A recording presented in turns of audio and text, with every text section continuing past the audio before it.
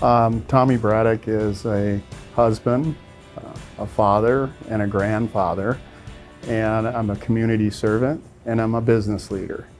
I really enjoy people. I feel I'm a connector, and I like to serve my community through a lot of volunteer opportunities. And I'm just passionate around leadership, and I would describe my leadership style is inclusive and supportive. Well, I grew up in Roseville, Minnesota. My childhood home is about 3 miles south of where we are right now. My first job with Taylor was at St. Paul Book and Stationery, which is right across the railroad tracks from here. This journey I've been on seems to be right here, no more than 5 miles from where we're sitting right now. Before my family moved to Roseville, we lived in the Summit University area. We were multi-generational. My father, my mother had one level, my aunt had another level, my grandparents had the other level, so it was a triplex. And we raised our family there, but then eminent domain required that we give up that property to create green space for the space that was lost in Rondo. I had my first paying job when I was 8 years old. So I have 5 older sisters, and 3 of them worked at a local grocery store called Brothers Grocery Store. And they would take me there, and I would stock the shelves with cans and go down in the basement of the store and bring up things and put them on the shelf. And that was when I got paid. It probably wasn't legally on the payroll, but it was an opportunity for me to earn money and be with family. When school's out and during the summer, I could travel with my dad on the railroad and got to see a lot of great places. My dad would take me to the door, and he'd open up the door and allow me to see the train go around the bend when we were climbing through the mountains, and that was just a great experience. And just loving travel with family. And again, we didn't have a lot of money growing up, so travel was usually limited to traveling with somebody who was working.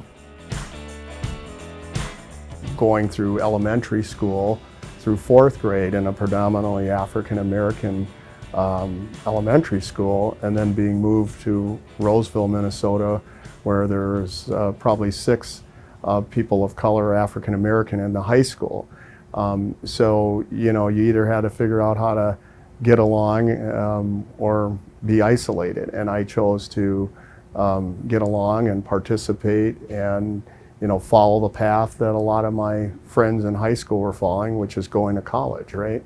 And like I said, I had to work my way through college, but again, I think that gave me some different skills to be successful in business.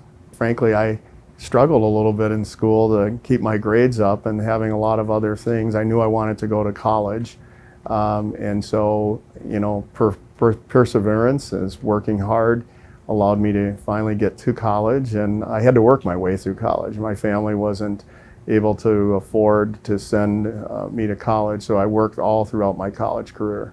You had to juggle jobs around your class schedule, and sometimes you were working 2, maybe even 3 part-time jobs, throughout the school year, and then doing a full-time job when you could find it during the summer. I think what it did for me, it really reinforced the fact that getting that education was going to provide me a better opportunity in the future. I've been married to my wife, Julie, for 35 years. We have 2 adult children, Brenton and Sabrina. Best part about being the grandfather is when your grandchildren smile at you and hug you, and they call me Papa. Yeah. And being able to just hold those children and watch them grow. From an activity and hobby perspective, my wife and I love riding our bikes, and I'd love to be able to get out on the lake and fish once in a while when I have the time. I do like to travel, but my travel isn't necessarily getting on a plane. It's taking our bikes and going to small communities and riding the trails. A month ago I was in Sioux Falls, South Dakota. I've been to La Crosse, Wisconsin, Marquette, Michigan, where they all have really good bike trails and great restaurants. I love to barbecue. Yeah, I love grilling, and I usually do the meats and she does the side dishes. It's probably my chicken wings. First and foremost, I season them up really well and cook them on the grill so that they're nice and crispy as if they were fried, but the health benefits of not having to put them in oil. First and foremost, I was recruited to come to Taylor and started my career spending my time between Taymark and, at the time, St. Paul Book and Stationery. They were looking for a technology manager. I've never heard of Taylor Corporation before I got the call from the recruiter, and I think that was probably the first time I went to Mankato as well. At the time, my wife was pregnant with our first child, and we had just bought our first home, so it was a leap of faith to say I need to go check this Taylor thing out, right? And I was given the job, and I just felt it was the genuine approach that people at Taylor take in terms of working collaboratively was attractive to me. I think the best thing for me is building a high performance team. You know, they always say you don't need to apologize for having high expectations, and I know the organization from Glenn all the way down, we have high expectations of our folks and our employees, and that's really important to me, is to help push our team so that they can reach their potential. Running a business is all about the people. It's making sure that you got the right leaders in place and that you treat people with respect and you try to help them reach their potential. The culture we're trying to create has no blame, no shame, or no fear. And so employees are going to make mistakes, leaders are going to make mistakes, but if you create that environment where you can get past that and put the solution in place, that ultimately gets us to where we want to go, right? The thing they need to hear every day is that we love you and we support you and we support your families, and that we want you to reach your potential at Venture or Taylor, and that opportunity security is here if you want it, but it's not given. You have to take it.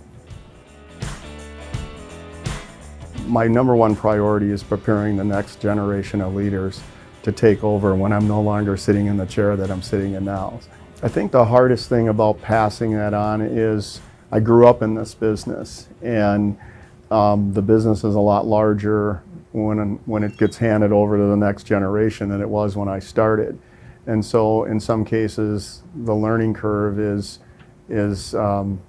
large and it's fast. I think business moves at a faster pace now than it did, say, 20 years ago when I first started out running a business. I'm really excited about the talent that's in the organization. I think the challenge for Taylor is how do we unleash it? You know, how do we let the folks that are coming up and the future leaders play a bigger role in driving the change that needs to occur in the organization. I think it all starts with leadership, making sure we got the right leaders in place for now, today, and in the future to drive the sustainability of the organization. I would hope people would say that Tommie led with compassion and that he met all the obligations and performance standards that the organization had. What I do post-career is I'm going to continue to serve my community, probably at a greater capacity than I am right now, and then obviously spend time with my grandchildren.